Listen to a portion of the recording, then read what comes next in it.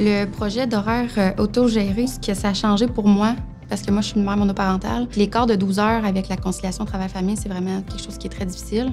Fait que de pouvoir moduler mon horaire, de changer mes corps de travail dans la semaine que j'ai pas mes enfants, pour moi, ça a fait une grosse différence. Tu sais, moi, je pensais quitter le système de santé parce que l'horaire fonctionnait plus pour ma famille. Puis ça, pour moi, ça m'a permis de rester parce que j'aime mon travail, j'aime ce que je fais, mais c'était rendu trop. J'avais l'impression de jamais voir mes enfants.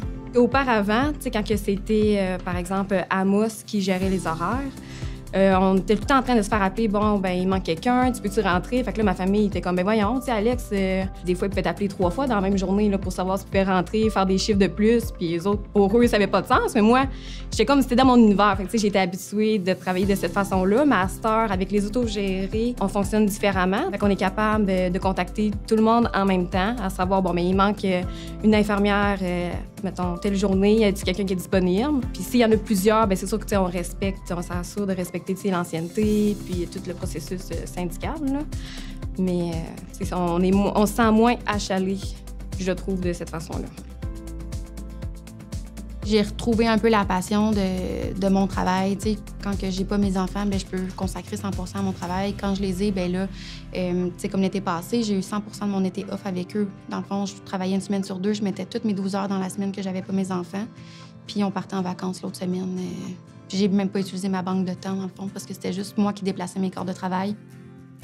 Je connais pas personne de notre équipe là, qui est malheureux de ça. Là, c'est sûr que ça demande un peu plus de temps, les autogérés versus quand c'est quelqu'un dans un bureau qui fait juste ça de ses journées.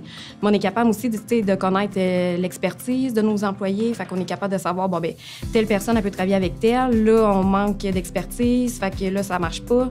Versus quelqu'un qui travaille dans un bureau qui ne connaît pas. Ils savent pas nécessairement si ça fonctionne dans surtout une petite équipe de 3 personnes. Là. Ce que j'aurais à dire pour les collègues qui pensent débuter les horaires autogérés, c'est qu'au début, ça peut faire vraiment peur.